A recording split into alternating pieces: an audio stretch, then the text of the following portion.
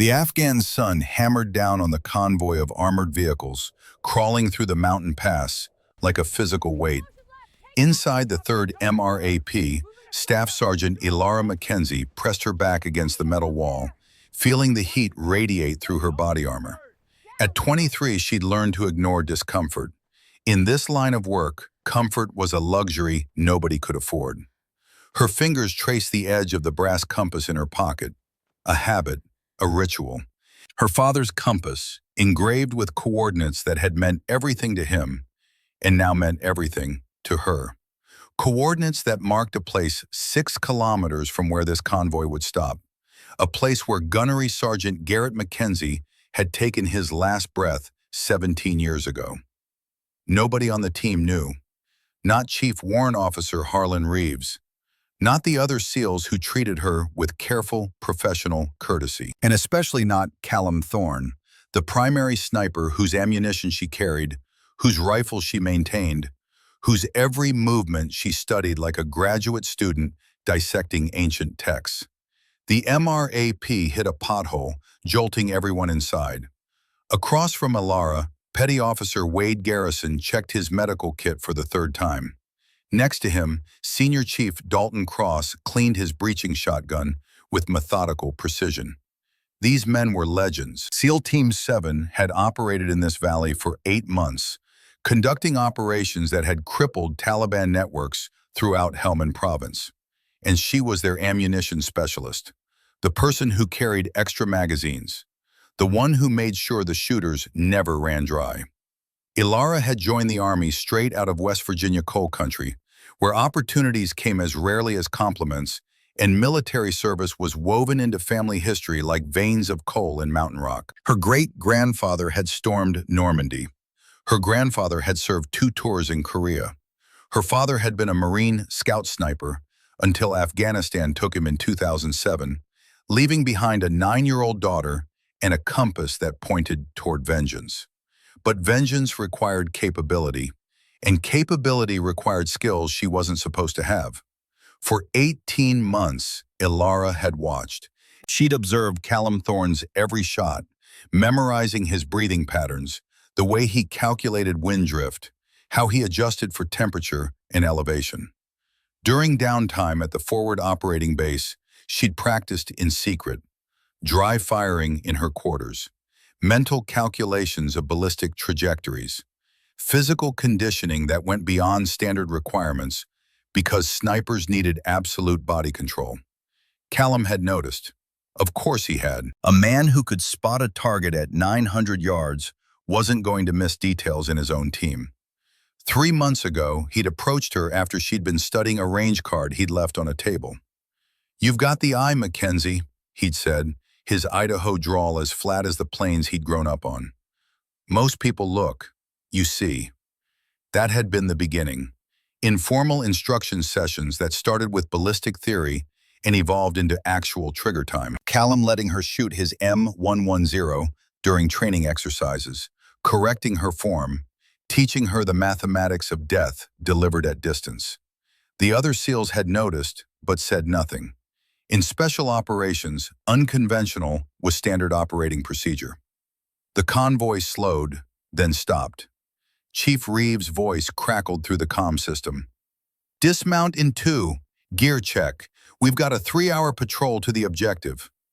Ilara checked her equipment with practiced efficiency. Her M4 carbine, cleaned and zeroed, 4 magazines for her own weapon, 8 magazines for Callum's M110 semi-automatic sniper system, medical kit, water, protein bars that tasted like cardboard but provided calories when your body was eating itself from exertion, and most importantly, the spotting scope that had become an extension of her awareness.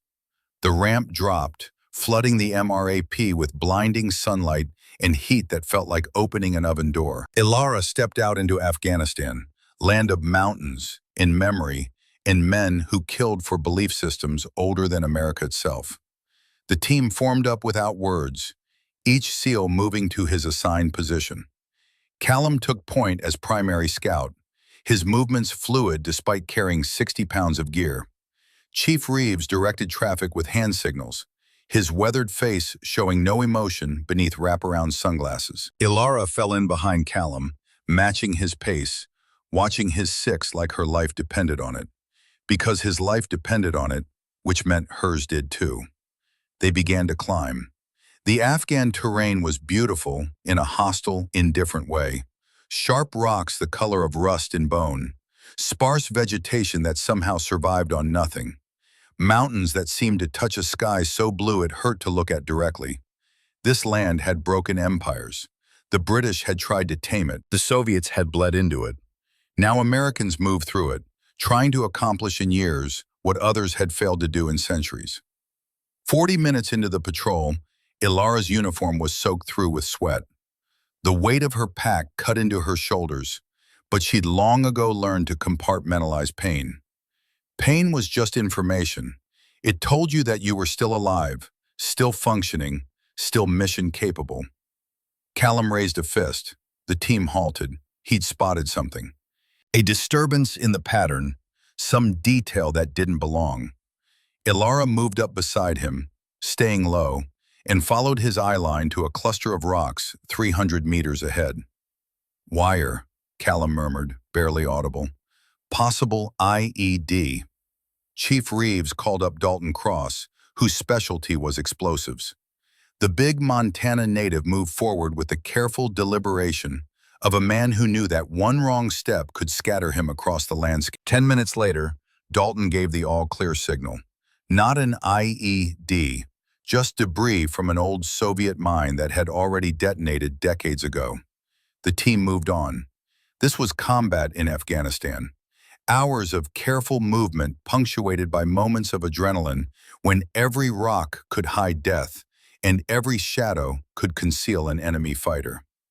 They reached the base of the ridge as the sun reached its apex, turning the world into a furnace. Chief Reeves checked his GPS, confirmed their position, and pointed up the slope. "Overwatch establishes here. Callum, Mackenzie, you've got the high ground. Rest of us set security perimeter." Ilara and Callum began the final climb. The ridge rose 300 meters above the valley floor, a knife edge of rock that provided commanding views of the village designated Khalid-e-Zaman. Intelligence reported that Commander Khalid Hassan was using a compound in that village as a command center. Khalid, known to American forces as the Viper, was a legend in the worst possible way. Soviet trained in the 1980s, he'd fought the Mujahideen Civil War in the 1990s, survived the American invasion in 2001, and spent 23 years perfecting the art of killing American soldiers from distance. Intelligence credited him with 23 confirmed kills, 23 American snipers who'd gone into the mountains and never come home. 24, if you counted Gunnery Sergeant Garrett Mackenzie. But the official records didn't count him because the Marine Corps had never confirmed who'd made the shot that killed him. The after-action report listed enemy sniper fire as cause of death. Nothing more specific. Ilara knew better. She'd spent years accessing classified databases, piecing together fragments of intelligence reports, cross-referencing Taliban radio intercepts.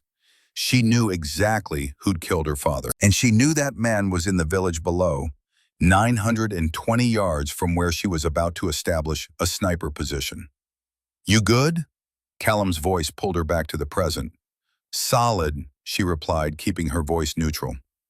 They reached the military crest of the ridge, that perfect position just below the actual peak that provided maximum observation while minimizing their silhouette against the sky. Callum immediately began setting up his hide, arranging rocks to create natural concealment while providing a stable shooting platform. Ilara pulled out the spotting scope and began scanning the village. Through the high-powered optics, Khalid-e-Zaman resolved into sharp detail. Mud brick buildings clustered around a central marketplace, narrow streets that looked ancient because they were. Goats wandering with the aimless purpose of livestock. Children playing in the shade of doorways. A village that could have existed unchanged for 1,000 years. But Ilara wasn't looking for history, she was looking for targets. "Compound, eastern edge," she murmured. Two-story structure, reinforced walls, guards at the corners. Callum swung his M110 to acquire the target area. The rifle was a work of art and engineering, chambered in 7.62 by 51 millimeters NATO, capable of accurate fire out to 800 meters and effective fire beyond that in skilled hands. In Callum's hands, the rifle could reach out to 900 yards and touch targets with surgical precision. He settled behind the weapon, adjusting the loopholed Mark IV scope, checking his natural point of aim. Range? Alara consulted her laser rangefinder. 920 yards to the compound entrance, 945 to the rooftop positions. Callum made mental notes, his face expressionless. This was his element, this intersection of mathematics and violence, where physics became philosophy, and every shot was a moral calculation wrapped in a technical problem. Wind? He asked. Alara studied the vegetation in the valley, watched the heat shimmer rising from sun-baked rock, noted the direction of dust devils dancing across open ground.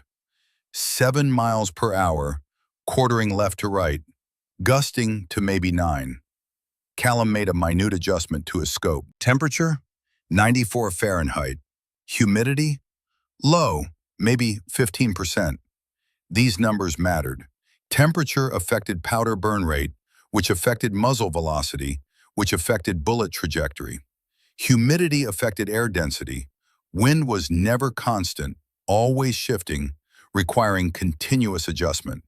And at extreme range, even the Coriolis effect from Earth's rotation became a factor. Sniping wasn't shooting. It was applied mathematics delivered through gunpowder and lead. The rest of the team had established a security perimeter around their position. Wade Garrison was positioned 50 meters to their right, watching their flank. Dalton Cross held the left side. Petty Officer Finn Barrett, the team's communications specialist, had set up the satellite radio and was maintaining contact with command. Chief Reeves crawled up beside Callum and Alara. Intel confirms Khalid is in the village. No timeline on when he'll show himself. Could be hours. Could be days. We wait. And so they waited. Hours passed with the slow torture of motionless observation. The sun tracked across the sky, shadows lengthening and shifting, the heat gradually diminishing but never truly disappearing.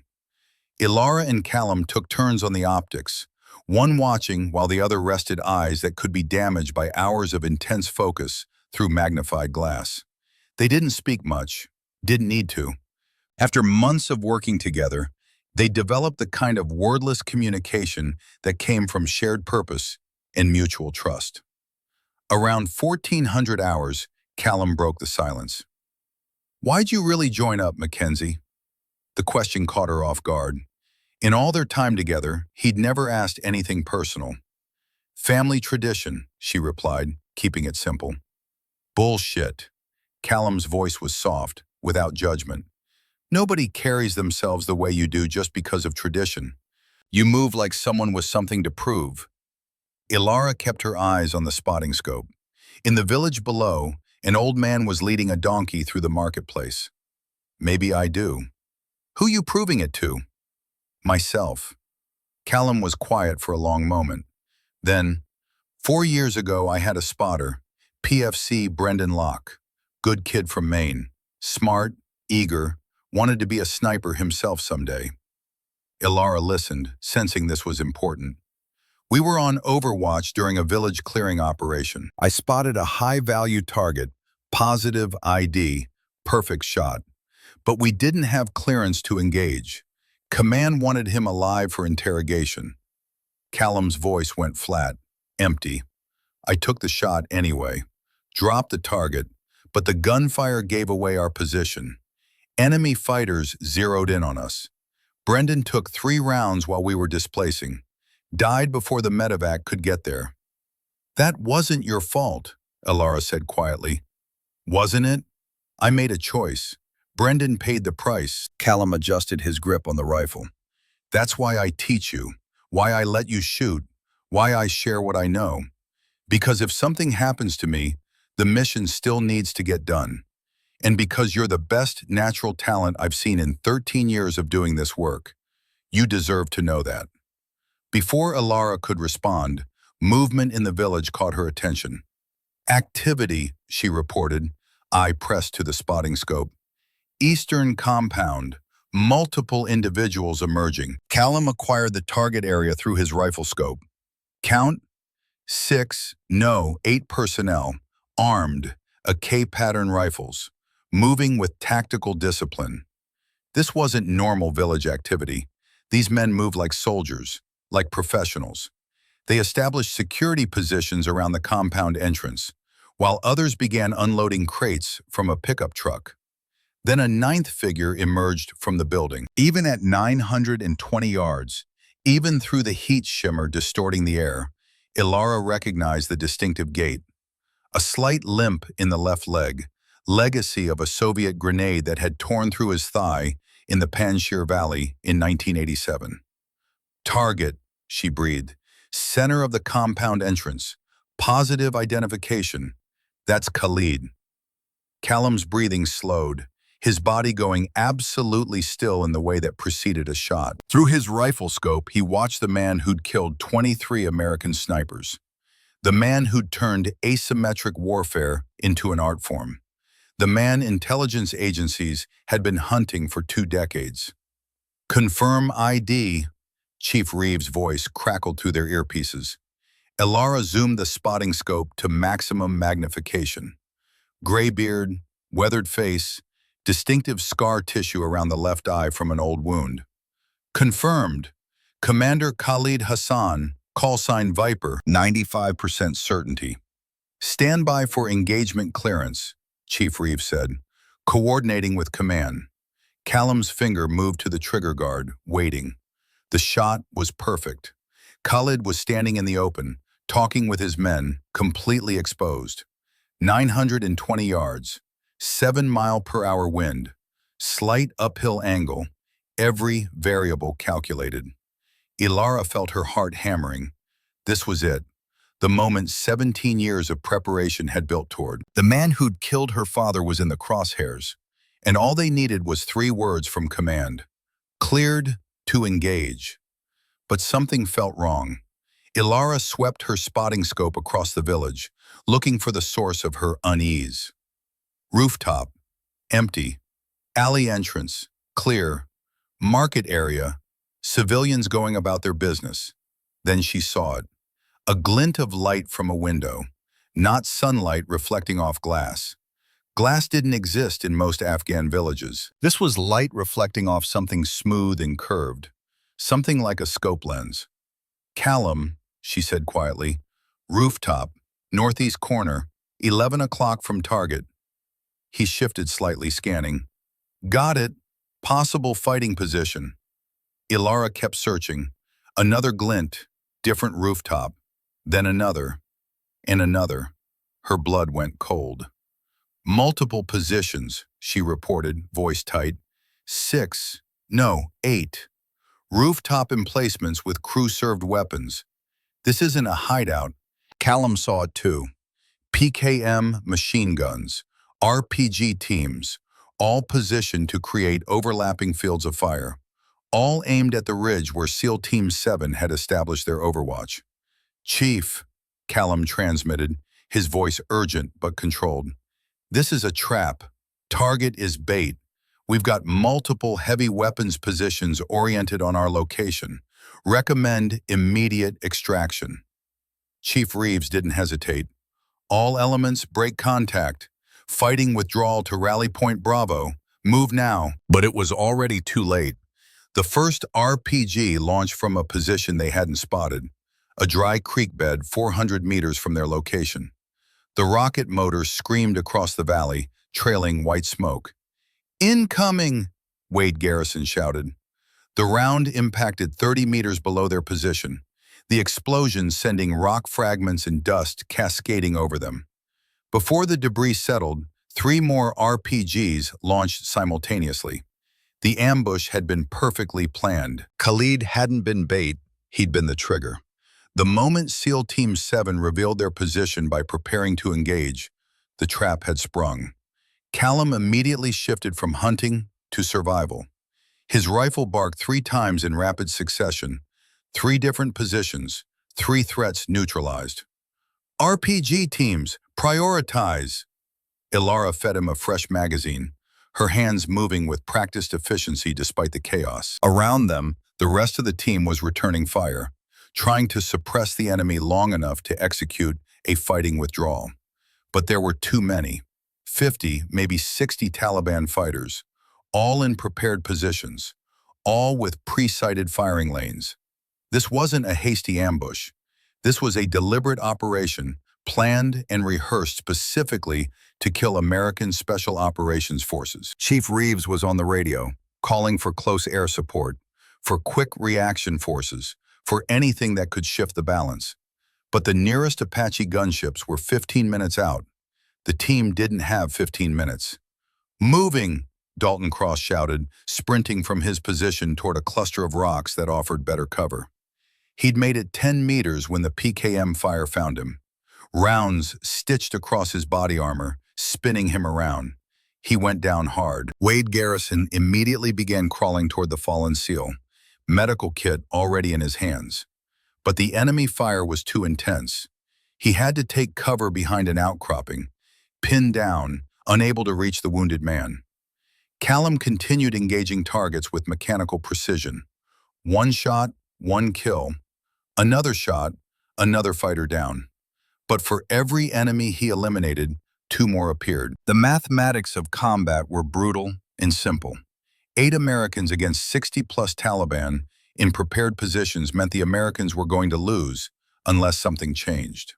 The something that changed was the rocket-propelled grenade that detonated 3 feet from where Callum Thorne was firing. Ilara never saw it coming. One moment she was scanning for targets, the next the world transformed into fire and noise and flying metal. The blast wave picked her up and threw her backward like she weighed nothing. She felt herself airborne, saw the sky rotating, then hit the ground with an impact that drove every molecule of air from her lungs. For several seconds, she existed in a gray void where sound and sight had no meaning. Her ears rang with a high-pitched scream that drowned out everything else. Dust filled her mouth, her nose, her eyes. She couldn't breathe, couldn't think, couldn't do anything except lie there and wait for her body to remember how to function. Training saved her. Muscle memory that operated independent of conscious thought. She performed a tactical self-assessment, moving each limb, checking for arterial bleeding, determining if she was combat effective or about to die. Left shoulder, massive pain, possibly dislocated. Forehead, bleeding from a laceration. Ribs, painful but functional. Legs, responsive. Arms, working. She could fight, she could move. Then memory returned and she remembered Callum. Ilara forced herself to her hands and knees, fighting the wave of nausea that threatened to empty her stomach. The world spun, but she fixed her gaze on a single point and waited for equilibrium to return. She saw Callum 20 feet away. He was on his back, his body twisted wrong, blood staining his uniform in multiple places. Steam rose from his torn body armor, where white-hot shrapnel had punched through. His eyes were open but unfocused, staring at the sky without seeing it. Ilara crawled to him, every movement an exercise in controlled agony. Her left shoulder screamed in protest, but she ignored it. Pain was just information. She reached Callum and pressed 2 fingers against his carotid artery. For a horrible moment, she felt nothing. Then, a pulse. Weak, rapid, barely there, but present. Callum Thorne was alive. His eyes flickered, found her face. His lips moved, blood bubbling at the corners of his mouth. She leaned close, trying to hear him over the continuing gunfire. "The shot," he whispered. "Make the shot." Then his eyes rolled back and consciousness left him. Ilara performed a rapid trauma assessment. Sucking chest wound on the right side, air entering the thoracic cavity with each attempted breath. Multiple shrapnel wounds across his abdomen and legs. Significant blood loss. Without immediate medical intervention, Callum had maybe 10 minutes before he went into irreversible shock. The radio crackled in her ear. Chief Reeves, his voice tight with controlled urgency. All elements report status. Callum, Mackenzie, sit rep. Ilara keyed her radio with a blood-slicked hand. Mackenzie, Callum is down. Critical injuries, multiple penetrating trauma. I need medevac now. Working it. Air assets inbound 8 minutes. Can you stabilize him? Negative. Wade's pinned down. Can't reach us. I don't have medical gear. Enemy fire continued to crack overhead, rounds impacting the rocks around their position. Ilara could see Taliban fighters advancing up the slope in fire teams, moving with tactical discipline. They were closing the distance, maybe 300 yards now, and they knew the Americans were hurt. The radio crackled again. Wade is pinned down. Dalton took hits. Wade's providing trauma care. Can't reach your position. You need to stabilize Callum and move to Rally Point Charlie. Move Callum. A man with chest trauma and possible spinal injuries and blood loss that was turning his uniform black. Move him across broken terrain while under fire from an enemy that had them zeroed.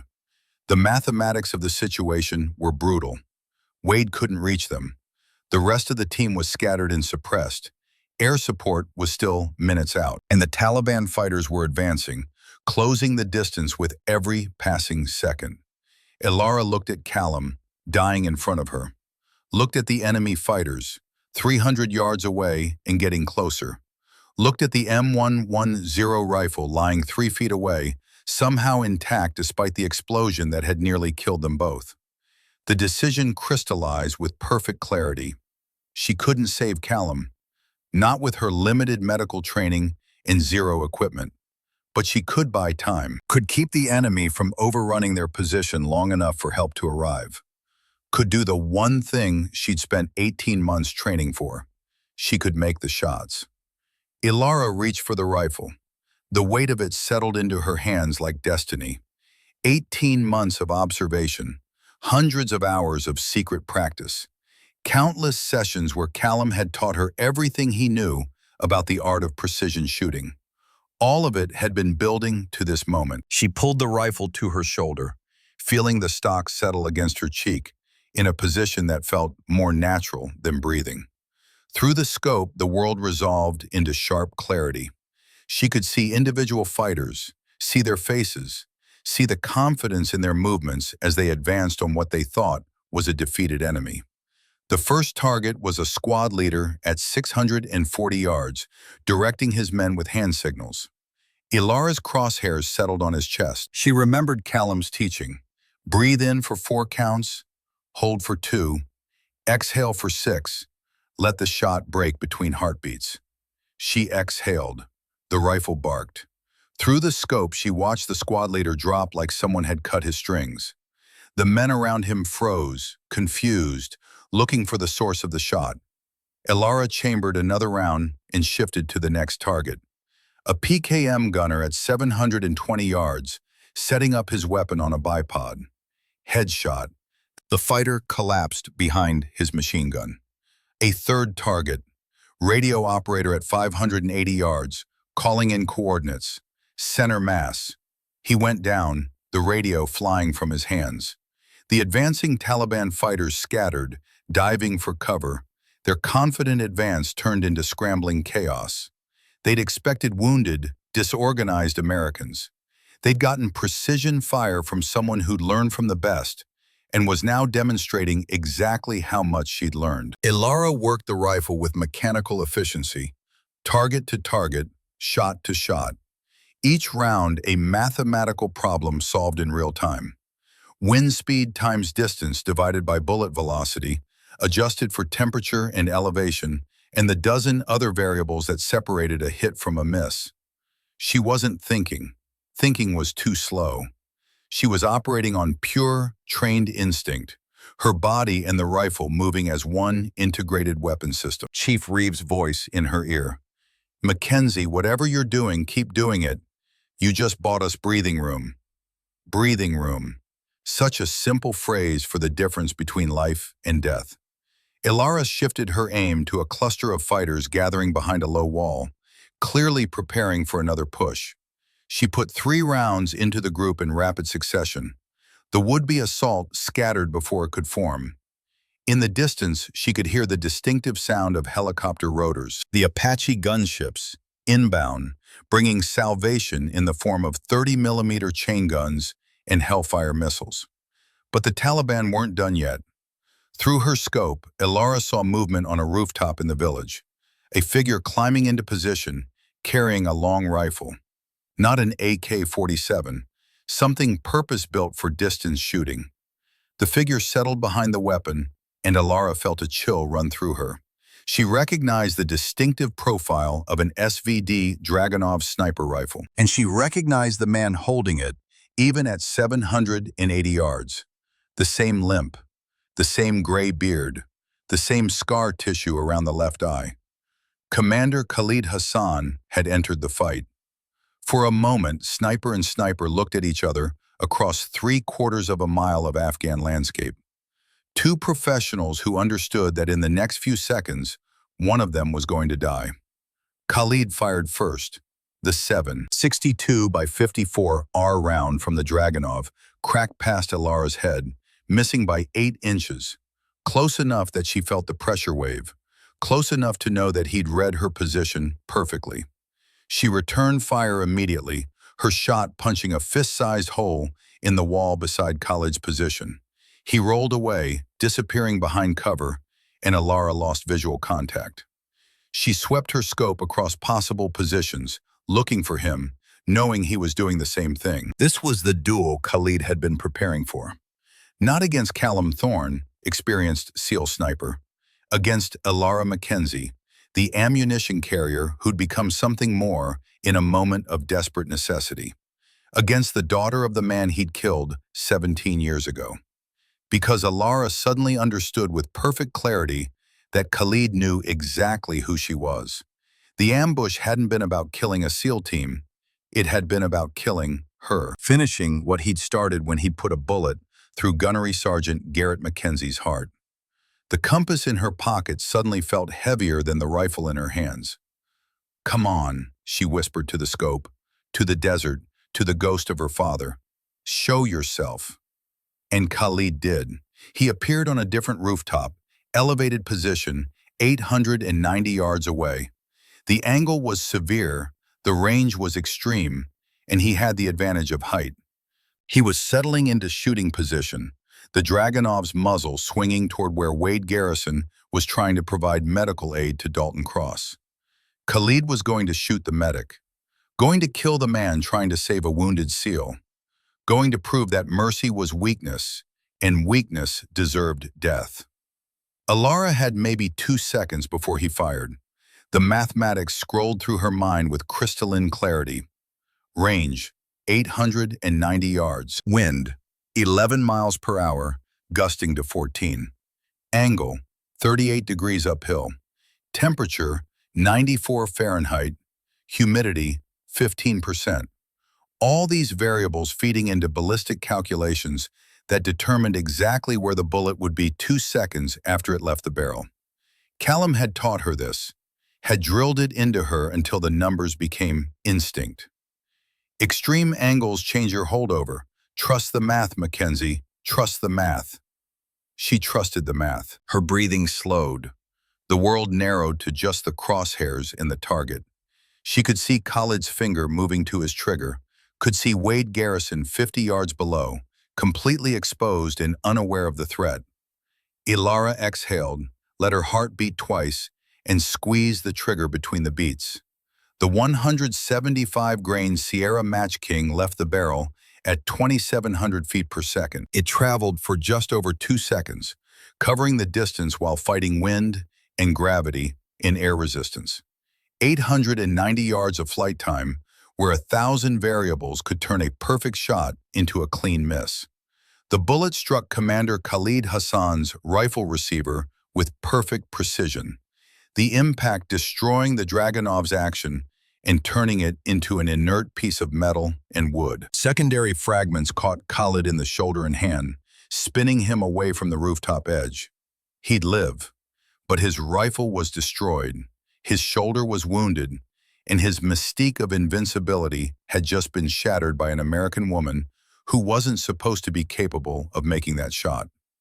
The Taliban assault collapsed. Without their commander, without their prepared positions giving them advantage, the fighters began withdrawing. They'd expected an easy victory. Instead, they'd found something they hadn't planned for. They'd found Ilara Mackenzie with a rifle in her hands and 17 years of rage refined into surgical precision. The Apache gunships arrived 30 seconds later, their chain guns finishing what Ilara had started. The village erupted with explosions as the helicopters engaged every hostile position they could identify. Chief Reeves appeared beside Ilara, his face streaked with dust and sweat. Medevac bird inbound 60 seconds. We need to move Callum to the landing zone. Wade Garrison had finally reached them, medical kit deployed.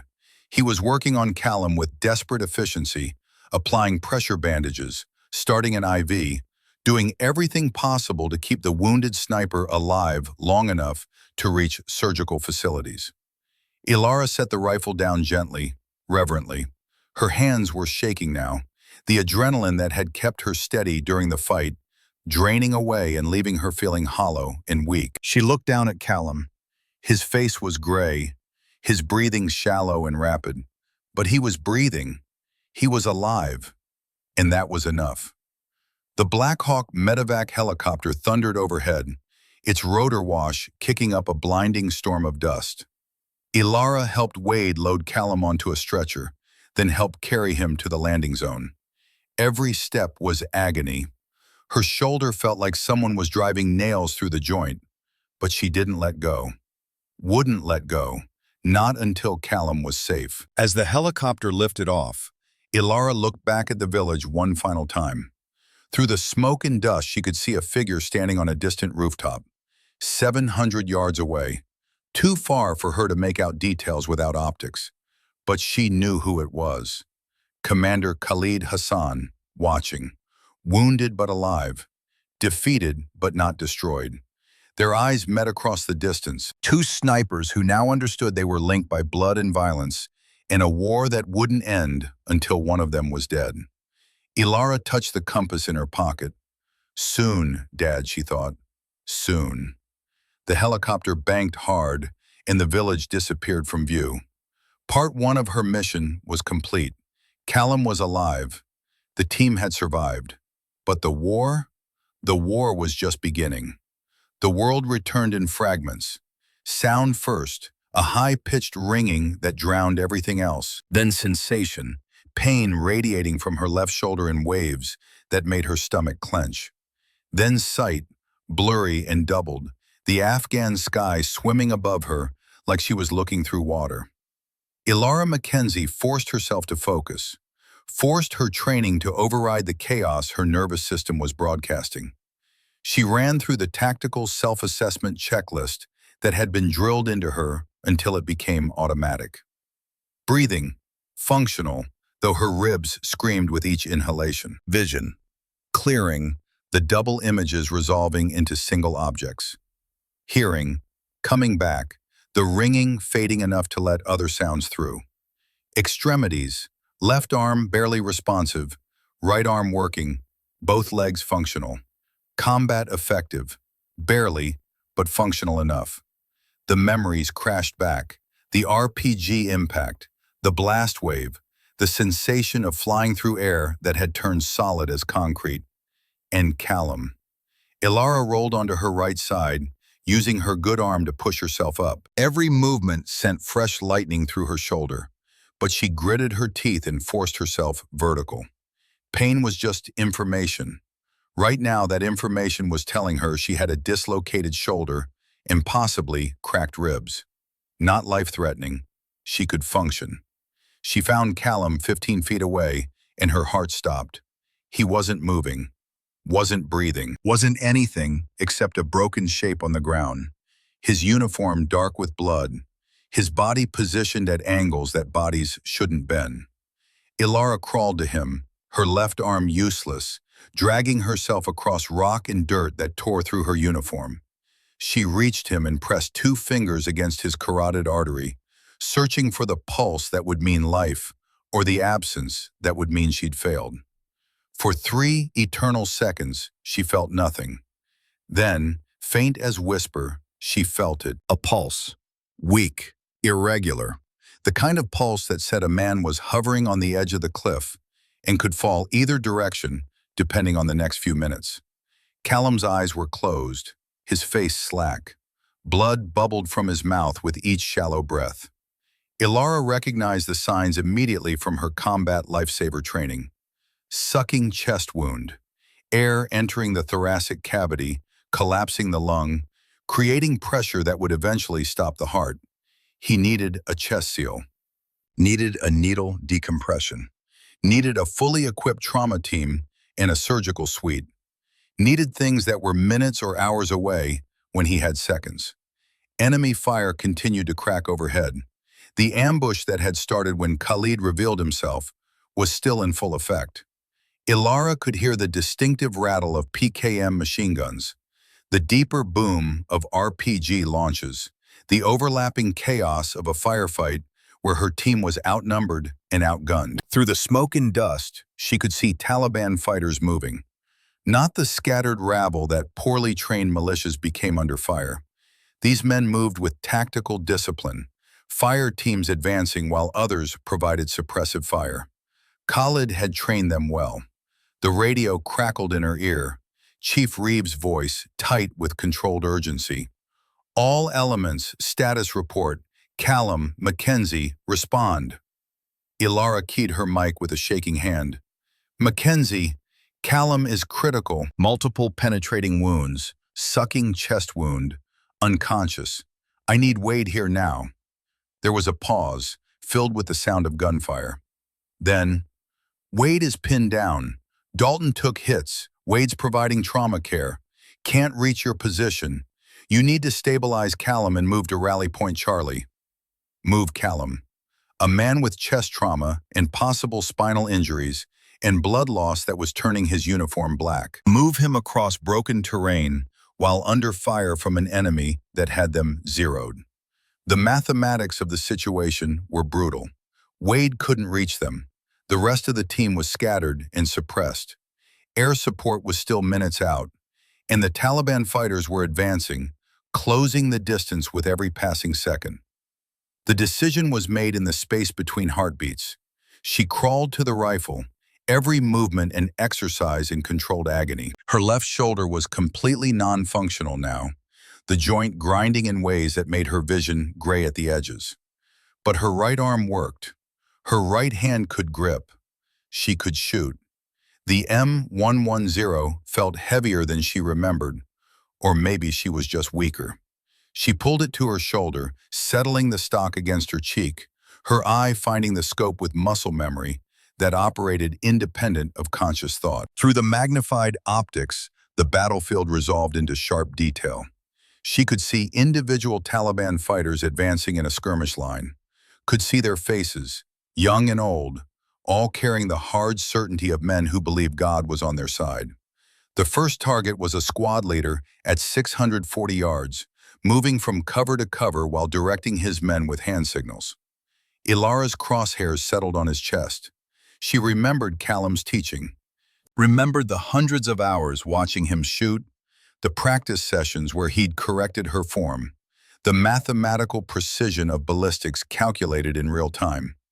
Breathe in for 4 counts, hold for 2, exhale for 6, let the shot break between heartbeats.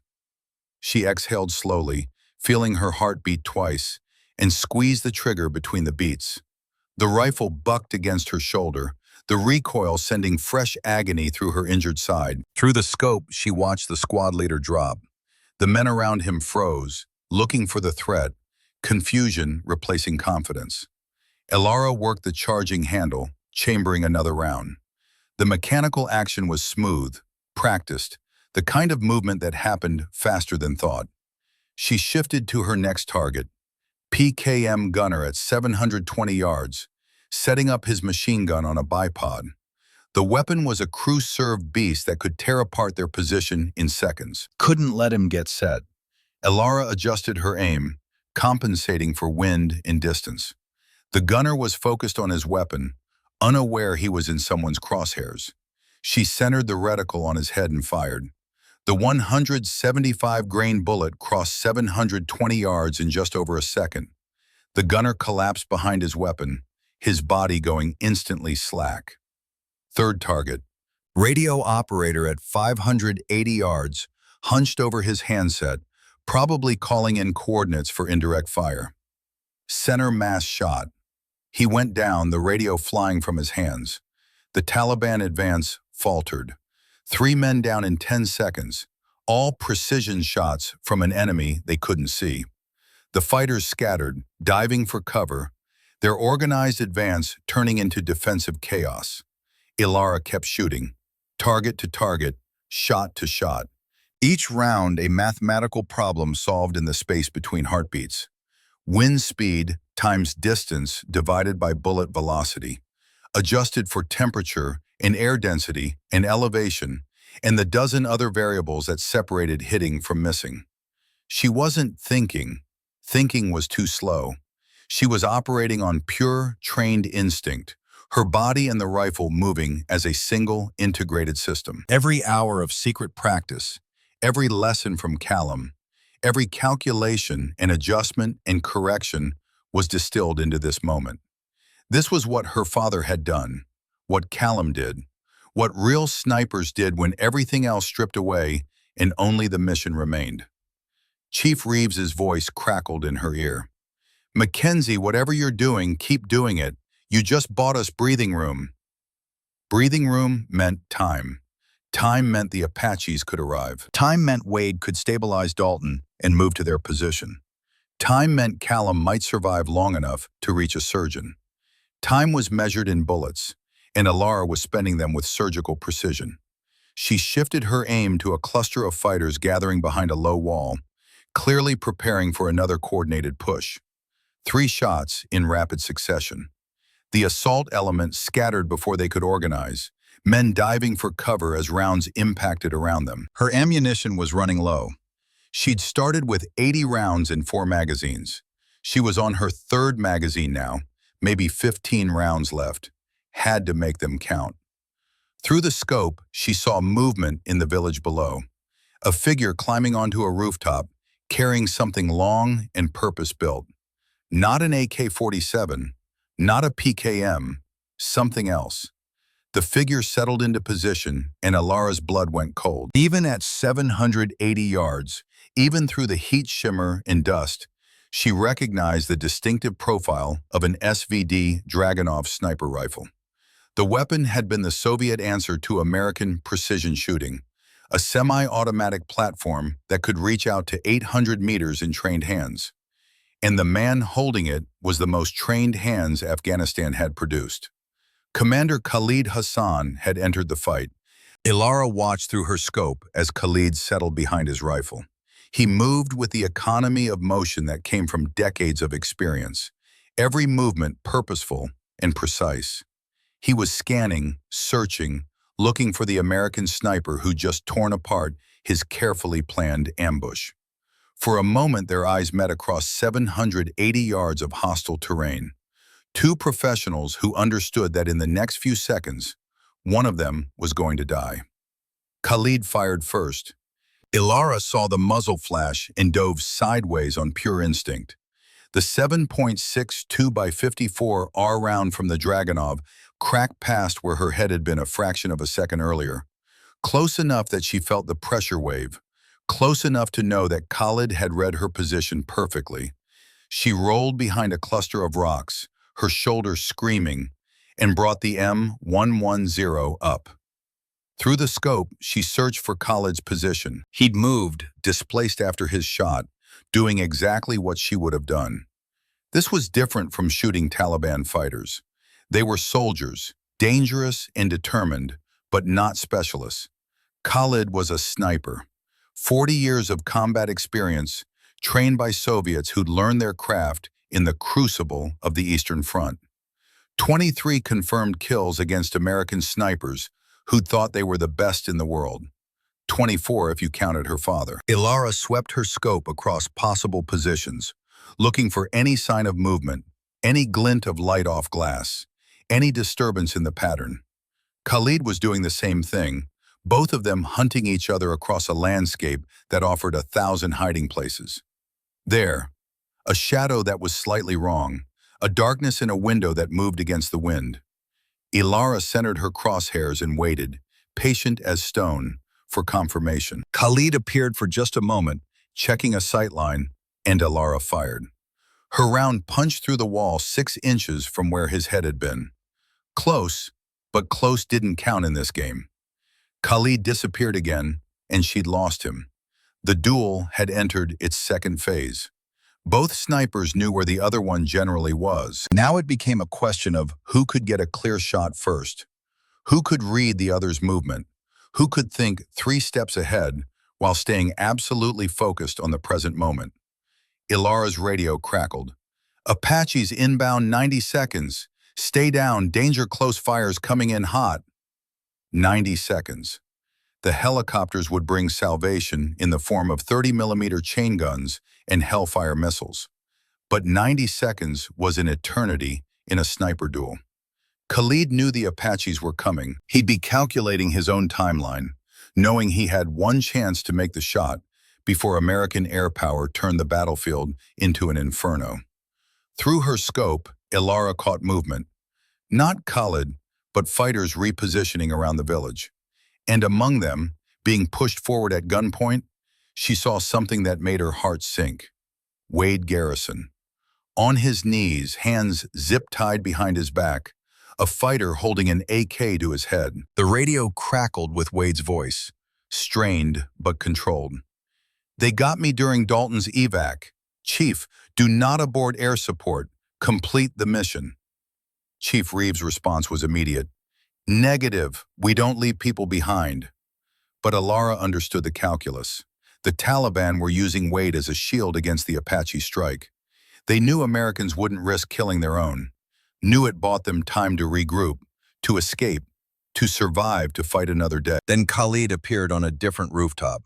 Higher position, better angle, 890 yards from Ilara's position. He wasn't aiming at her. He was aiming down at Wade Garrison, his rifle trained on the captured SEAL. The message was clear. Khalid could kill Wade anytime he wanted, could demonstrate that mercy was weakness, and weakness deserved death. Or he was using Wade as bait, waiting for Ilara to expose herself trying to save her teammate. Probably both. Ilara had maybe 3 seconds before Khalid made his decision. 3 seconds to calculate a shot that was at the absolute edge of her practiced range, against an elevated target, in shifting wind, with a man's life hanging in the balance. The mathematics scrolled through her mind with crystalline precision. Range 890 yards. Wind 11 miles per hour gusting to 14. Angle 38 degrees uphill. Temperature 94 Fahrenheit affecting powder burn rate. Humidity 15% affecting air density. All these variables feeding into the ballistic calculation that would determine whether her bullet arrived at the precise point in space and time where Khalid's body would be. Callum had taught her this exact scenario, had drilled it into her during their training sessions. Extreme angles change your holdover. The bullet drops less than you think because gravity works against a shorter effective distance. Trust the math, Mackenzie. Always trust the math. She trusted the math. Her breathing slowed, becoming almost imperceptible. The world narrowed until nothing existed except the crosshairs and the target. She could see Khalid's finger moving toward his trigger, could see Wade's face below, could see the choice crystallizing into a moment that would define everything. Ilara exhaled, let her heart beat twice, and squeezed the trigger between the beats. The 175-grain Sierra Match King bullet left the barrel at 2,700 feet per second. It climbed, fighting gravity, fighting wind, following the precise arc that physics and mathematics demanded. 890 yards of flight time, where 1,000 variables could turn perfection into failure. The bullet struck Commander Khalid Hassan's rifle receiver. The impact was perfect, catastrophic, the kind of shot that happened once in a career if you were lucky. The Dragunov's action exploded, the receiver shattering, sending metal fragments into Khalid's shoulder and hand. The rifle flew from his grip as he spun away from the rooftop edge, wounded but alive. For a moment, silence fell across the battlefield. Taliban fighters stared at their commander's position, unable to process what they just witnessed. Their legendary leader, the man who'd killed 23 American snipers, had just had his rifle destroyed by a shot from nearly 900 yards away. By a woman, by a soldier they'd been told was inferior, incapable, unworthy of respect. The psychological impact was immediate and total. The fighters near Wade released him and scattered, running for cover. The organized defense collapsed into chaos as men sought survival over victory. Then the Apaches arrived. The AH-64 gunships came in low and fast, their 30mm chain guns already firing. The distinctive sound of the M230 cannons was like the sky tearing apart, each gun capable of 600 rounds per minute of high explosive devastation. The village erupted. Buildings exploded as 30mm rounds punched through mud brick like paper. Taliban fighters who'd held disciplined positions seconds earlier were now running, dying, disappearing in clouds of dust and fire. Chief Reeves's voice cut through the chaos. All elements rally at LZ Charlie. Medevac inbound 60 seconds. Wade, you mobile? Mobile. Wade's voice was shaky but functional. Dalton's critical but stable. Need immediate evac. Moving. Chief Reeves paused. Mackenzie, Callum's status? Elara looked at Callum, still unconscious, his breathing even more shallow than before. Critical. He needs a surgeon 5 minutes ago.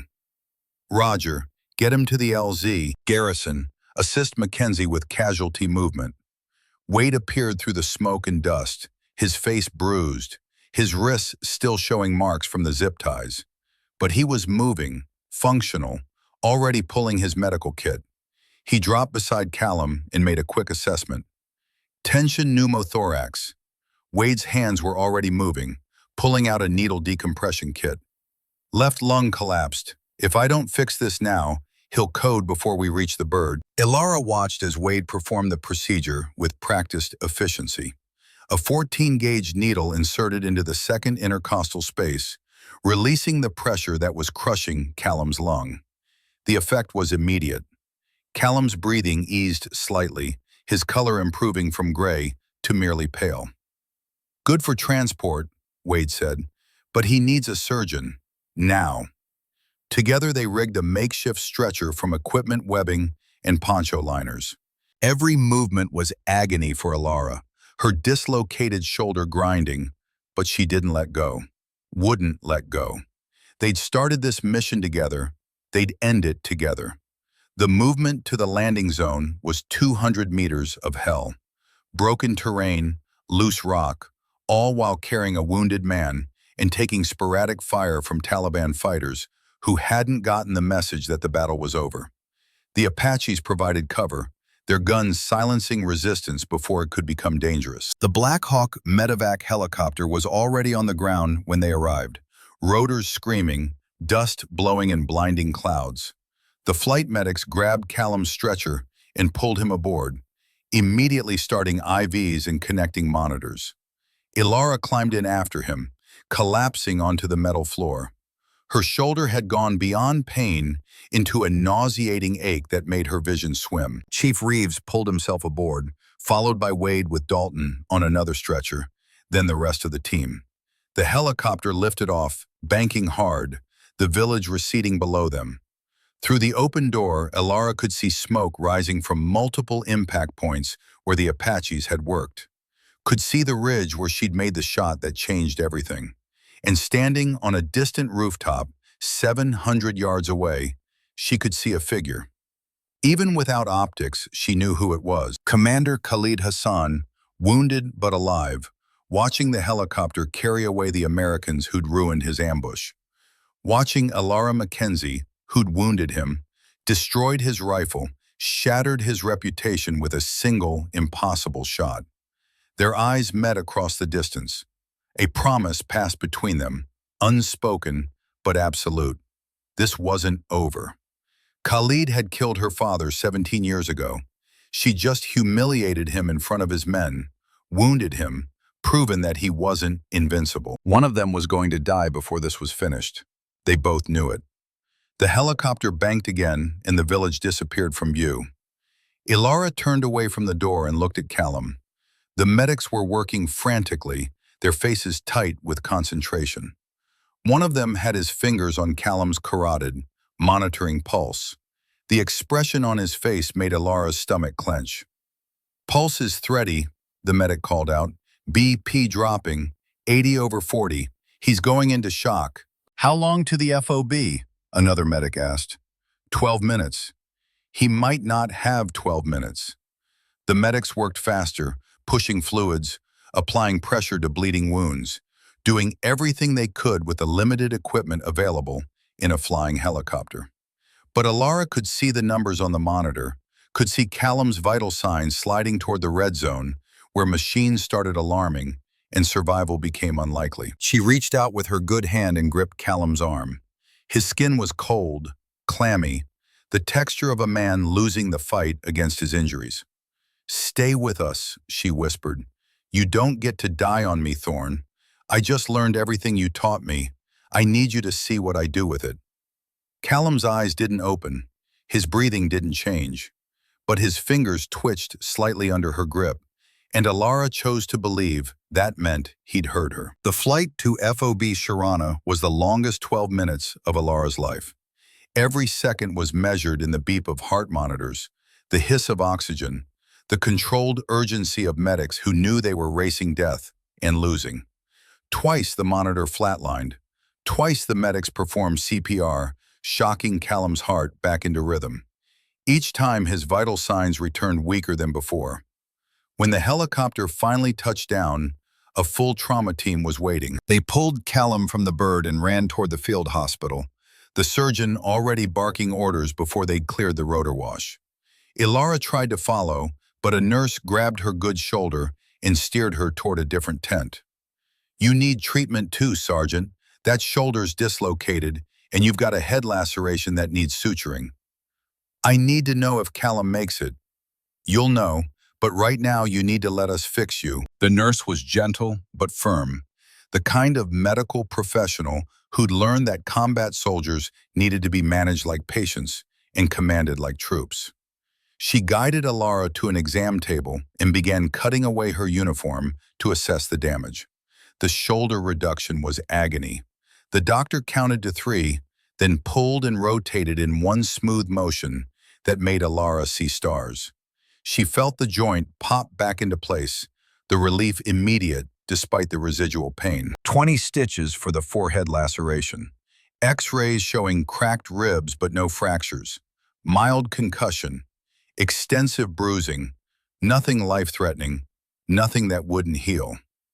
"You got lucky," the doctor said, taping her ribs. "That blast should have killed you." Lucky. Ilara almost laughed. She'd been blown up, dislocated her shoulder, and spent 20 minutes in a firefight that should have ended with her dead. But compared to Callum, compared to Dalton, compared to what could have happened, maybe she had been lucky. After the medical treatment, Chief Reeves found her in the recovery tent. His face was streaked with dust and dried sweat, his eyes carrying the weight of a commander who'd nearly lost his entire team. "Callum's in surgery," he said without preamble. 6 hours minimum. Surgeon says he's got maybe 50-50 odds. Ilara nodded, not trusting her voice. "Dalton's stable. Wade saved his life with field care. He'll be medevac to Germany tonight." Another nod. Chief Reeves sat down on the cot beside her. "Intel officer wants to debrief you, but that can wait. First, I need to say something." Ilara looked at him, seeing something in his face she hadn't seen before. Not quite approval, not exactly respect, something deeper, earned through blood and fire. What you did on that ridge, Chief Reeves said slowly.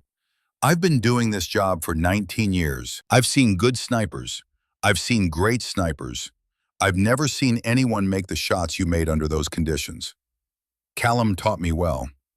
Callum taught you technical skills. What you showed today was something else. That was instinct, natural talent that can't be taught. He paused. 19 confirmed kills in 22 minutes, most of them under extreme stress, injured, with a wounded teammate beside you. That's not just skill, that's who you are. Elara didn't know what to say to that, didn't know how to process being seen, truly seen, for the first time in her military career.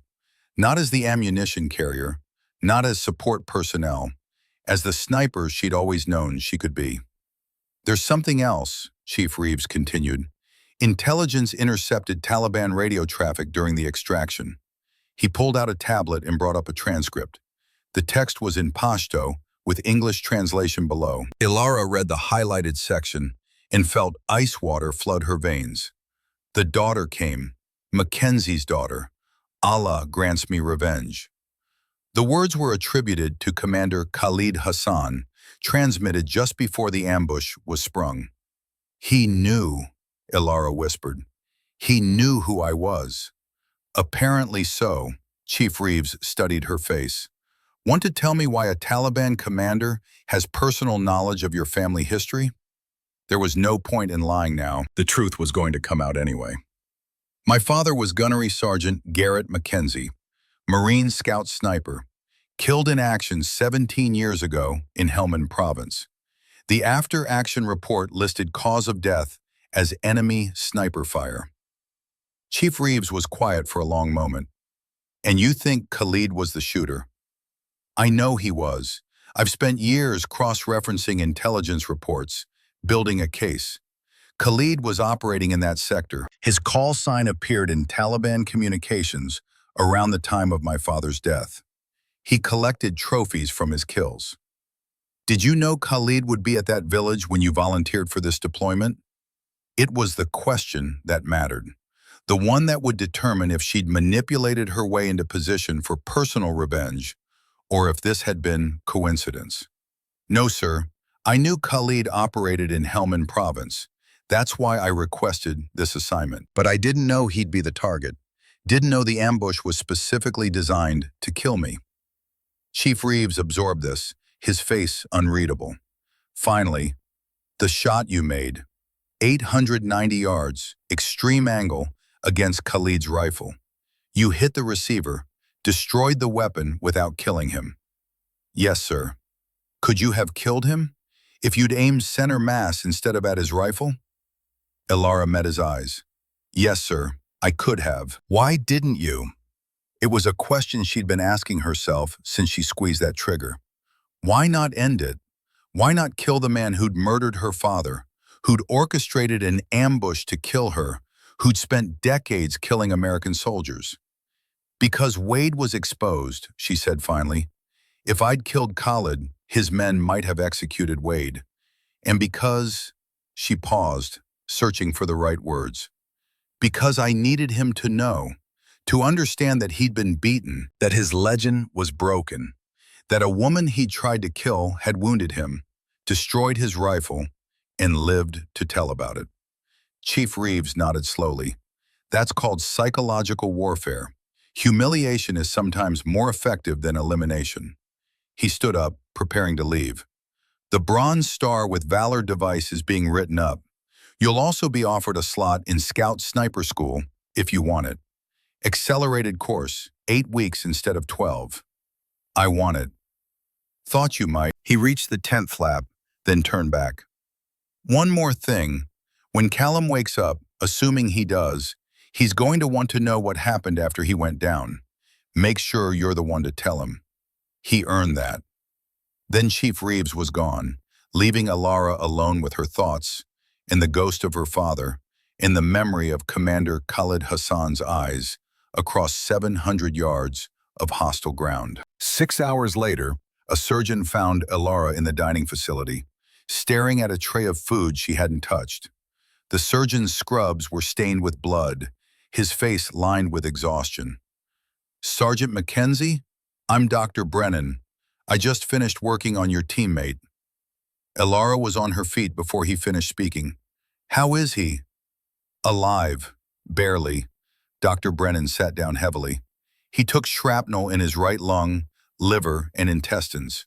We removed what we could, repaired what we had to. He's lost a lot of blood, been in shock, coded twice during transport, but he's stable now. Will he recover? Hard to say.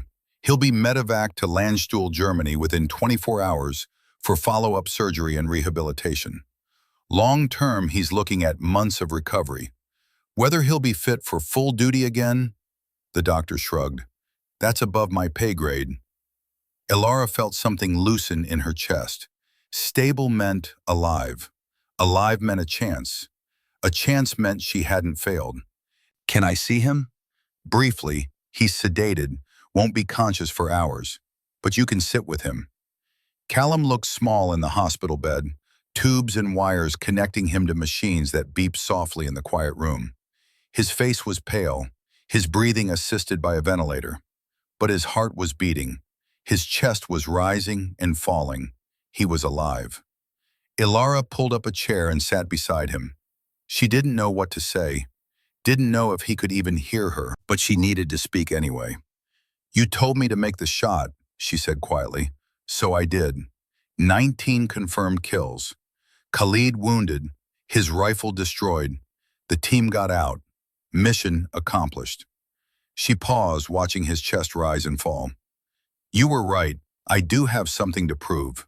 To myself, to you, to my father's memory. And today, I proved it." She touched his hand gently. "Thank you for teaching me, for seeing what I could be before I saw it myself, for giving me the tools to save all of us." Callum's eyes didn't open. His hand didn't move, but Elara chose to believe he heard her anyway. She stayed until the nurses told her visiting hours were over. Then she walked out into the Afghan night, under stars that looked the same as they had 17 years ago when her father died under them. The war wasn't over. Khalid was still alive, still dangerous, still hunting her as surely as she was hunting him. But something had changed on that ridge. She wasn't the ammunition carrier anymore. Wasn't support personnel tagging along on someone else's mission. She was Elara Mackenzie, scout sniper, daughter of Garrett Mackenzie, the woman who'd made the impossible shot and lived to make another. And when she met Commander Khalid Hassan again, one of them wasn't going to walk away. The rifle range at FOB Chapman stretched across a valley floor that had seen 1,000 years of violence and would probably see 1,000 more. Elara Mackenzie settled into the prone position behind the M110, her body finding the angle that made the weapon an extension of her will, rather than a tool she controlled. 600 yards downrange, a steel target waited. Cold-bore shot. First round from a cold barrel, no warm-up, no sighters. The kind of shot that separated real snipers from people who just knew how to shoot. Gunnery Sergeant Thaddeus Cormack stood behind her, arms crossed, his weathered face showing nothing. At 44, Cormack had 87 confirmed kills across 3 deployments. He'd spent the last decade teaching Marines how to be snipers, and he didn't suffer fools or accept excuses. "You've made some shots under stress," he said, his voice carrying the flat accent of rural Georgia. "Adrenaline does interesting things to people, makes them capable of things they can't replicate when their life isn't on the line." Elara said nothing, just breathed, calculated, and sent the shot downrange. The steel target rang 600 yards away. Center mass hit. Cormack walked to the spotting scope, checked the impact point, and made a note on his clipboard. His face still showed nothing. Again, new target, 650 yards. Elara chambered another round and found the new target. Wind had shifted slightly, now quartering from the right at maybe 8 miles per hour. She adjusted her hold and fired. The target rang again. 700 yards, Cormack said. Ring. 750. Ring. 800. Ring. Cormac finally showed something on his face. Not quite approval, but recognition. In 22 years of instructing, I've seen 3 people shoot cold bore groups like that. You just became number 4. It had been 6 weeks since the ambush. 6 weeks since Callum had been medevaced to Germany, his future uncertain. 6 weeks since Alara had picked up a rifle and become something more than she'd been. The Bronze Star with Valor device had been awarded in a brief ceremony that she barely remembered. Chief Reeves had pinned the medal to her uniform, while the rest of SEAL Team 7 stood at attention. Then they'd offered her the thing she'd wanted since the moment she understood what her father had been. A slot in Scout Sniper School. The course was normally 12 weeks of the most intensive training the military offered.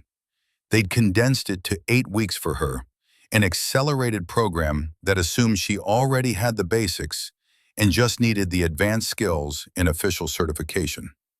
The first 2 weeks had been fundamentals review, marksmanship, ballistics, environmental factors. Alara had topped every test, broken every range record, and demonstrated a level of natural ability that made even the skeptical instructors take notice. Weeks 3 and 4 had been advanced ballistics in fieldcraft, learning to calculate Coriolis effect, how to account for spin drift on extreme long-range shots, how to read terrain for the subtle signatures of wind and weather, how to move through hostile territory without being seen, how to build a hide that would conceal her from observers 10 feet away.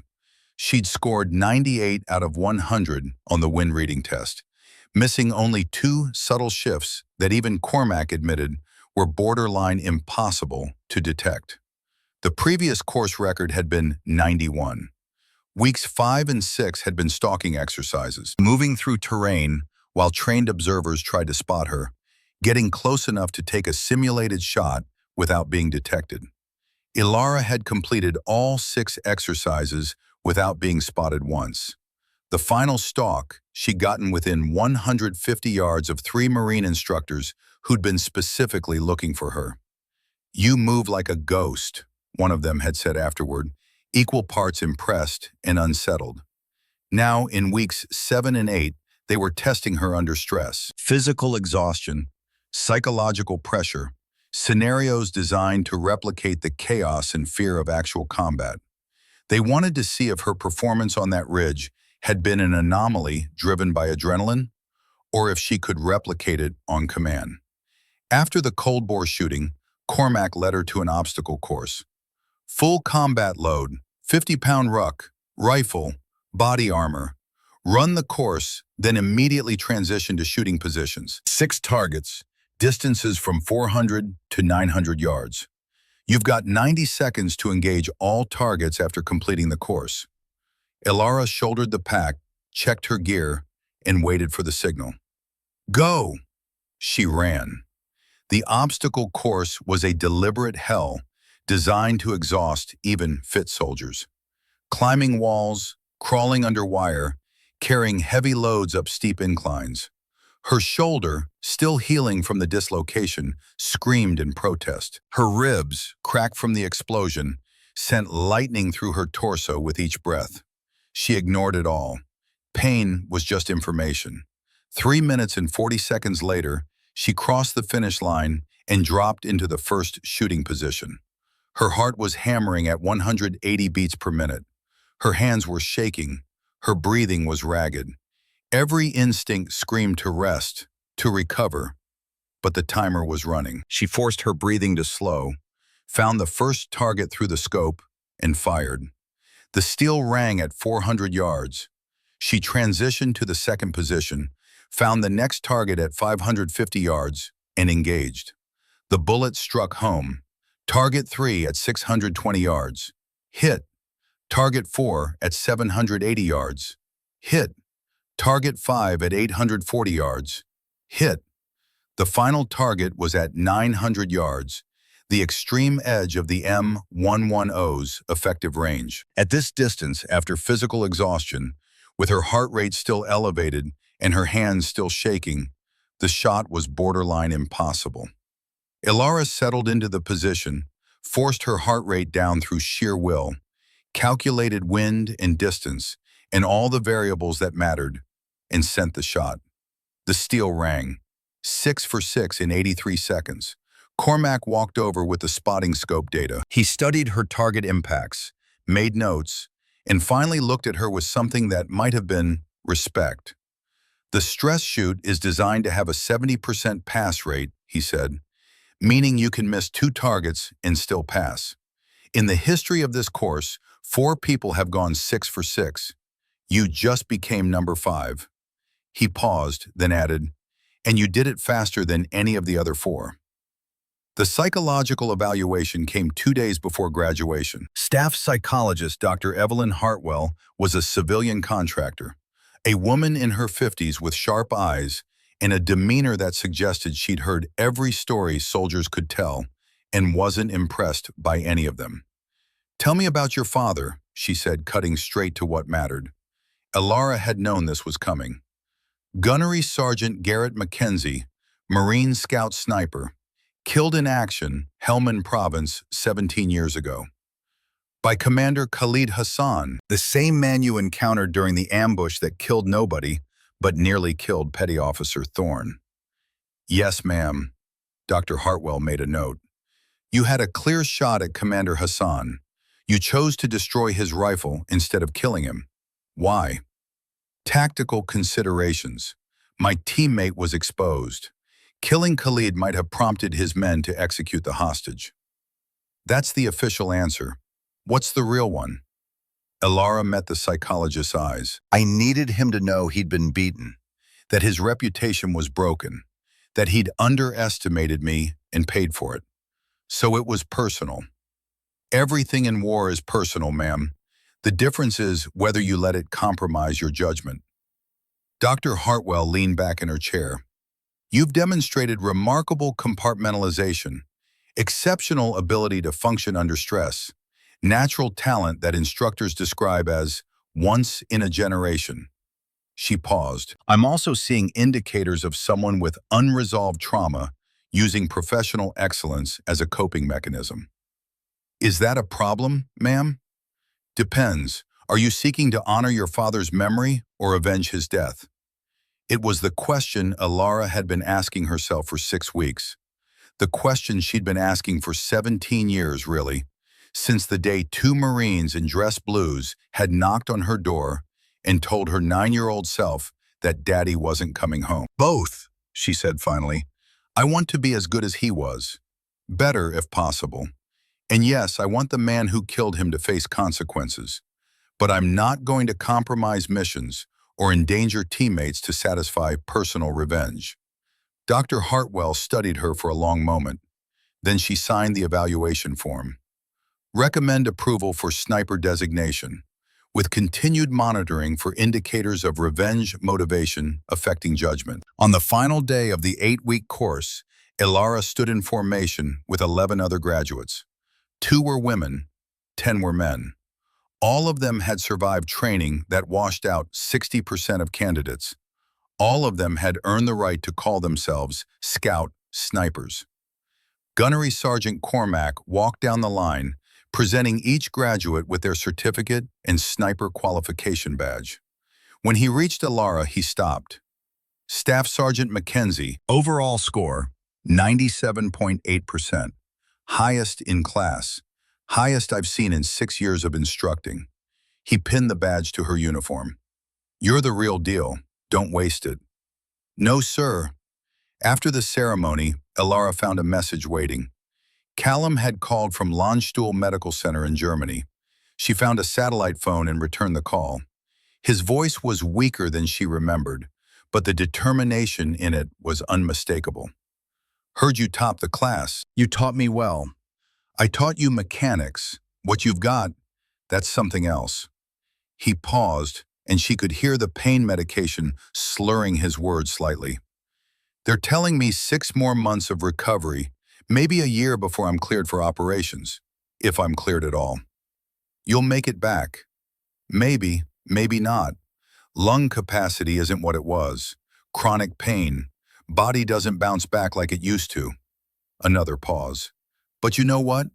I'm okay with it, because I was there on that ridge. I saw you pick up that rifle, saw you make those shots, and I knew right then that everything I'd learned, everything I'd done, it wasn't ending with me. It was continuing through you. Ilara felt her throat tighten. I couldn't have done it without your training. Yes, you could have. Maybe not as well, maybe not as fast, but you've got the gift, Mackenzie. The thing that separates good snipers from great ones. You see the whole battlefield. You think 3 moves ahead. You make the impossible shot and act like it was routine. His voice dropped. Your father would be proud. Hell, I'm proud. After the call ended, Ilara sat for a long time, holding the phone, thinking about legacy and skill, and the weight of expectations carried across generations. 3 months after the ambush, she returned to SEAL Team 7. The base looked the same, but everything felt different. She wasn't returning as ammunition carrier or support personnel. She was returning as their sniper. Chief Reeves greeted her in his office, his weathered face showing the stress of 3 months of continuous operations. Welcome back, Staff Sergeant. How was school? Top the class, sir. Heard that. Also heard Cormac said you're the best natural talent he's seen in 22 years. High praise from a man who doesn't give it often. I had a good foundation, sir. Chief Reeves pulled out a folder. New intel on Khalid. He disappeared after the ambush, went dark for 2 months.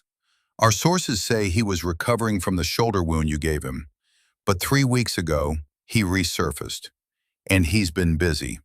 The folder contains surveillance photos, intercepted communications, intelligence reports. Khalid had rebuilt his network, recruited new fighters, and resumed operations throughout Helmand province. But something had changed. His tactics were more aggressive now, more personal. He was specifically targeting American sniper positions, going after scout teams, trying to prove that his defeat had been an anomaly. He's trying to restore his reputation, Chief Reeves said, and he's doing it by killing our people. Ilara studied the reports. 3 American snipers killed in the past 3 weeks, all in circumstances that bore Khalid's signature, all demonstrating his trademark patience and precision. There's more, Chief Reeves continued. NSA intercepted communications. Khalid is planning something big, an attack on a coalition base, possibly Camp Dwyer. 500 American personnel. He wants a high body count to prove he's still relevant. When? Within the next 2 weeks. We don't have exact timing. Ilara looked at the map showing Khalid's area of operations. It was close to where her father had died, close to where the ambush had happened, close to where everything had started. We're going after him, she said. It wasn't a question. Joint operation, SEAL Team 7 and Army Rangers. 32 operators total. We've narrowed his location to 3 possible compounds in Helmand province. Chief Reeves met her eyes. You'll be primary sniper. Callum is stateside now. Medical retirement pending. The rifle is yours. The rifle.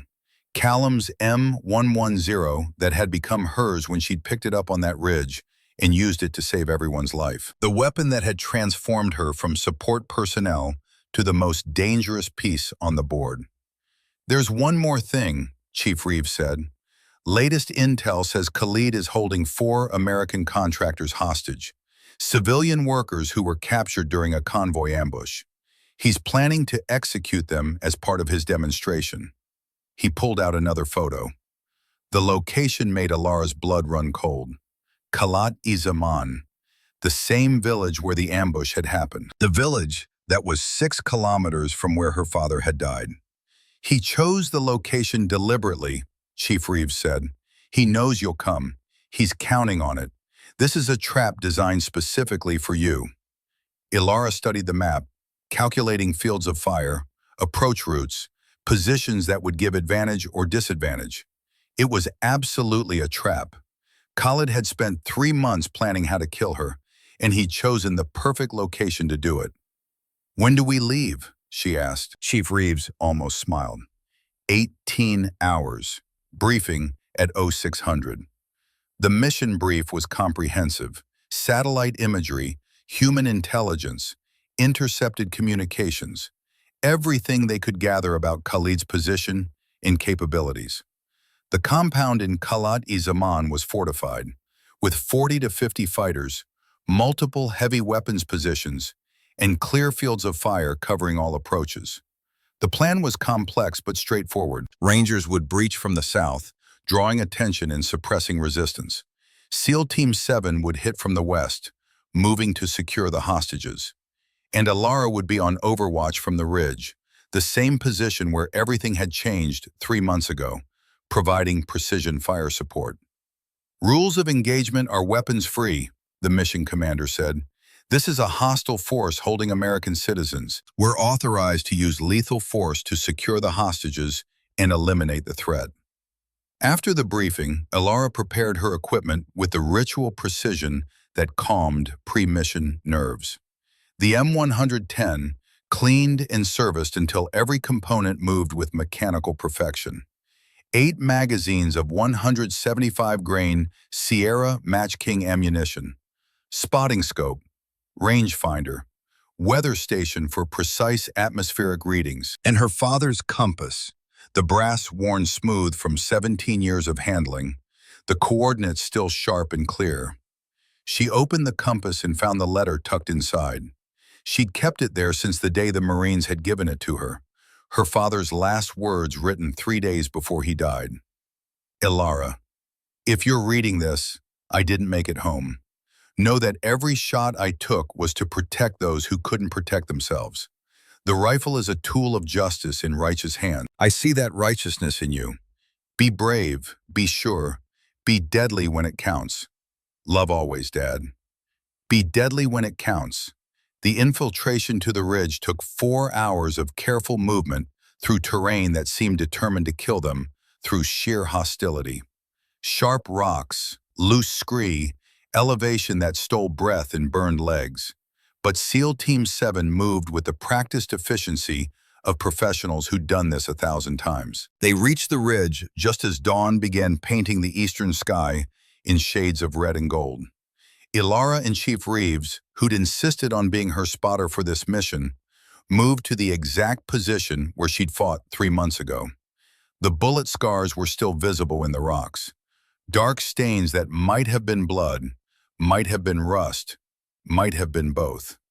The ground where Callum had nearly died, where she'd picked up his rifle and become something more than she'd been. Feels like coming home, Chief Reeves said quietly. Alara settled behind the rifle, feeling the familiar weight, the way the stock nestled against her cheek like it had been custom-made for her body. Through the scope, Kalat-e-Zaman resolved into sharp detail. The compound was exactly where intelligence had said. 2-story structure, reinforced walls, guards at every corner. Through windows, she could see movement. And in the central courtyard, 4 figures with hands bound, kneeling in the dust. The hostages. Range to compound entrance? Chief Reeves asked, eye to the spotting scope. 760 yards. Wind? Alara studied the flags she could see, the movement of dust, the shimmer of heat rising from the valley floor. 8 miles per hour, quartering right to left. Temperature? 86 Fahrenheit. They settled in to wait. The Rangers were still moving into position. The assault was scheduled for 0612, coordinated to the second. Until then, they observed and gathered intelligence. Through her scope, Alara watched the compound come to life. Fighters moving to positions, checking weapons, preparing for what they clearly knew was coming. Khalid had anticipated this, had planned for it, was ready. At 0610, Chief Reeves received the signal. All elements report ready. Rangers are go in 2 minutes.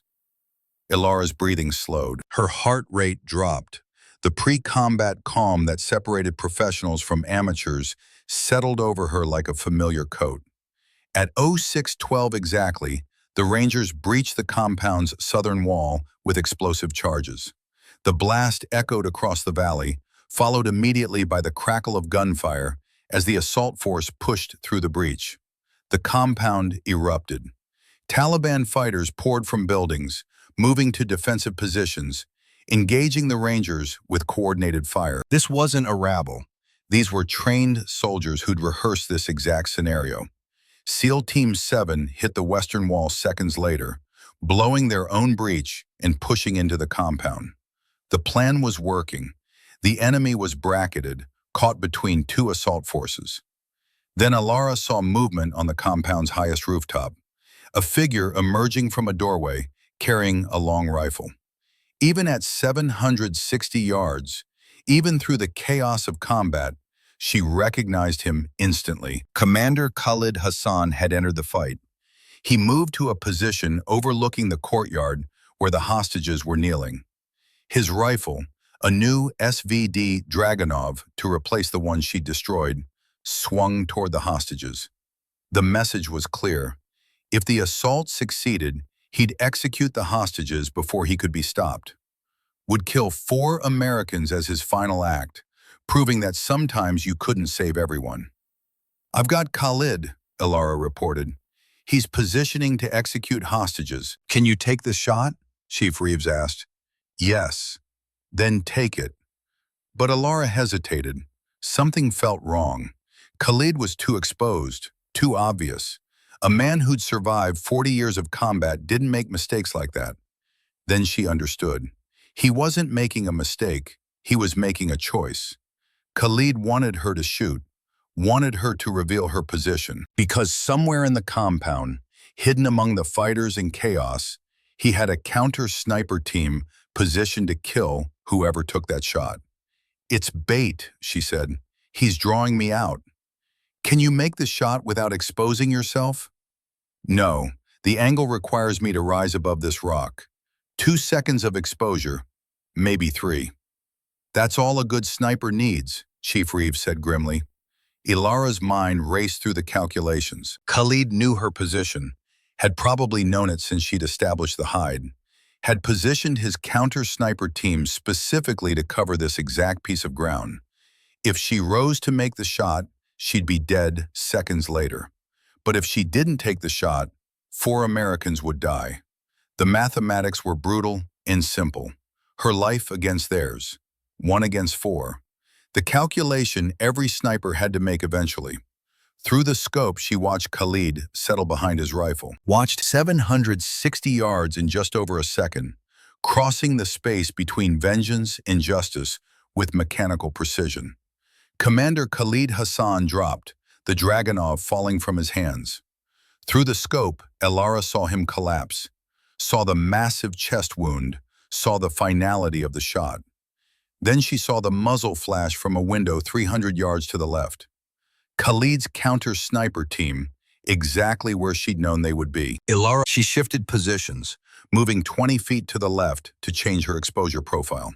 Found a gap between rocks that gave her just enough sightline. Through the scope, she caught movement in the window. The counter-sniper, relocating, briefly silhouetted against interior darkness. Ilara's shot took him in the chest. He fell backward, disappearing into the building. "Threat neutralized," she reported. The battle continued for another 8 minutes, but the outcome was never in doubt. With Khalid dead and the counter-sniper eliminated, the Taliban fighters lost their tactical leadership. The Rangers and SEALs swept through the compound with professional efficiency, clearing rooms, neutralizing resistance, securing hostages. 0 American casualties. All 4 hostages recovered safely. 43 enemy fighters killed or captured. And on a rooftop in the center of the compound, Commander Khalid Hassan lay dead, killed by the daughter of the man he'd murdered 17 years ago. Chief Reeves and Alara descended from the ridge after the all-clear was called. They moved through the compound, past wounded fighters receiving medical aid, past Rangers conducting sensitive site exploitation, past the hostages being treated by medics.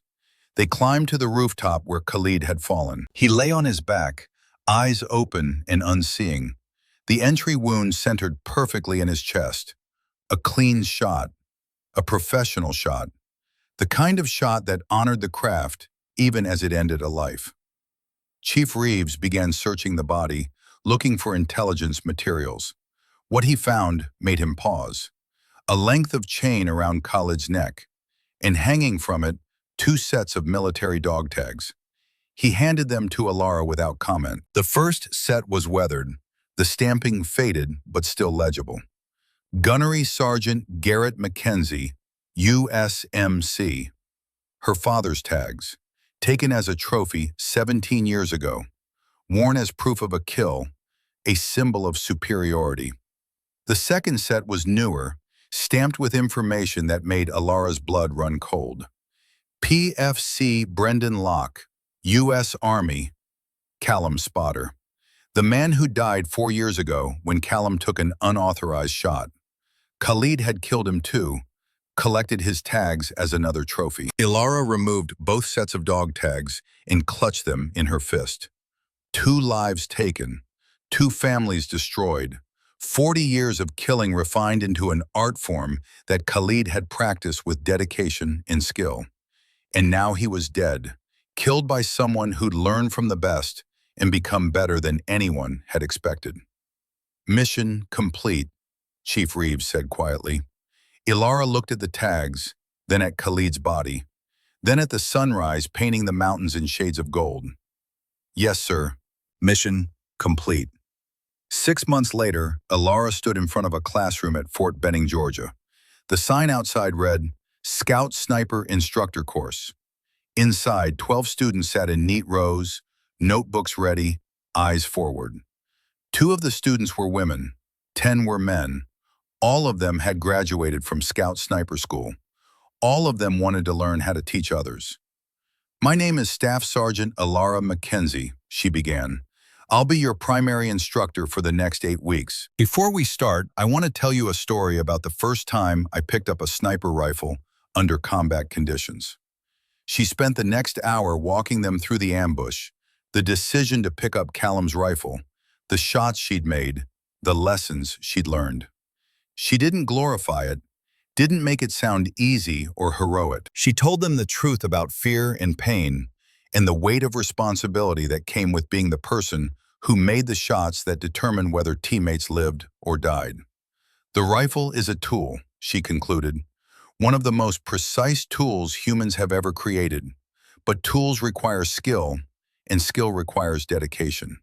Natural talent helps. Training helps. But what really matters is whether you can perform when everything is going wrong and lives depend on you being better than you think you can be. After the class, one of the female students approached. Private Sienna Vaughn, 21 years old, fresh from sniper school and eager but uncertain. Staff Sergeant, can I ask you something? Go ahead. Do you ever doubt yourself? Ever wonder if you're good enough? Alara considered the question. Every day, every shot, every mission, doubt is natural. The question is whether you let it stop you or use it to make you better. How do you use it? By remembering that competence isn't a destination, it's a process. You're never as good as you think you are, but you're also more capable than you believe. The trick is finding the balance. She pulled the M110 from its case, the rifle that had been Callum's, that had saved her life and the lives of her team, that had ended a war that started before she was born. This rifle has a history, Alara said. It belonged to one of the best snipers I ever knew. He taught me everything about the technical aspects of this job. But the important stuff, the things that make you actually effective, those I had to learn myself through experience. She handed the rifle to Sienna. Take it to the range, 700 yards, cold bore. Show me what you can do. They walked to the range together, instructor and student, passing knowledge across generations the way it had always been passed, through demonstration and correction, and the patient building of skills that separated professionals from amateurs. Sienna settled behind the rifle, adjusted the scope, calculated wind and distance with whispered math. Her first shot missed by 6 inches. Again, Alara said. The second shot missed by 3 inches. Again. The third shot rang steel, 700 yards away. Sienna looked up, surprised and pleased. I did it. Yes, you did. Now do it again. And again. and again until it's not luck or chance, but skill that you can call upon whenever needed. After the range session, Elara returned to her office. On the wall hung 3 sets of dog tags. Her father's tags, recovered from college body. Brendan Locke's tags, returned to his family with a letter explaining how they'd been recovered. And a new set, stamped with Callum Thorne's information, given to her before he'd been medically retired. Below the dog tags was her Bronze Star. Next to it, her Scout Sniper qualification badge. And on the desk, the brass compass that had guided her through 17 years of preparation for a moment that lasted 3 seconds. She opened the compass and read her father's letter one more time. Be brave, be sure, be deadly when it counts. She'd been all 3. Had honored his memory by becoming better than fear and doubt said she could be. Had proven that capability wasn't about gender or expectations, but about dedication and skill, and the willingness to rise when circumstances demanded it. The phone rang. Chief Reeves, calling from Afghanistan, where SEAL Team 7 continued operations without her. How's the teaching life? He asked. Different from operations, but important. Heard you've got a good crop of students this cycle. They're motivated. That's half the battle. Chief Reeves was quiet for a moment. Then, we got final confirmation on Khalid. 43 years of operations. Estimated kill count over 200 coalition soldiers. You ended the career of one of the most effective insurgent snipers in modern warfare. Callum trained me. You gave me the opportunity. The team kept me alive long enough to make the shot. Take the win, Mackenzie. You earned it. After the call ended, Elara walked to the window. The sun was setting over Fort Benning, painting the sky in shades of red and gold. Somewhere out there, new soldiers were training. New snipers were learning the craft. New generations were preparing for wars that hadn't started yet, but inevitably would. And she was part of that chain now. Not just a sniper, but a teacher. Passing knowledge forward the way Callum had passed it to her. Making sure the lessons learned in Blood and Fire weren't lost, but preserved and improved and carried forward. She'd started as an ammunition carrier, had become a sniper through necessity and skill, and now she was something more important than either of those. She was the link between generations, the person who ensured that what her father had known, what Callum had taught her, what she'd learned through experience, would continue beyond her own career. The rifle leaning against her desk wasn't just a weapon anymore. It was a legacy, a responsibility, a promise that the skills required to protect those who couldn't protect themselves would never be lost as long as someone was willing to teach them. Elara touched the compass one final time, feeling the weight of 17 years fall away. Her father would never come home. Callum would never shoot again. But their knowledge lived on through her, and through her students, and through every generation that followed. She wasn't supposed to have been there on that ridge, wasn't supposed to have picked up that rifle, wasn't supposed to have made those shots, but she had, and in doing so had proven that capability wasn't about permission or expectation. It was about preparation meeting opportunity and having the courage to rise when the moment demanded it. The sun completed its descent, leaving the world in twilight. Tomorrow she'd teach again, would pass knowledge to students who'd carry it forward, would ensure that the legacy continued. But tonight she allowed herself to simply be proud. Proud of what she'd accomplished. Proud of who she'd become. Proud of the shot that changed everything. And in the gathering darkness, with her father's compass in her hand and his words in her heart, Staff Sergeant Elara Mackenzie smiled. Mission complete.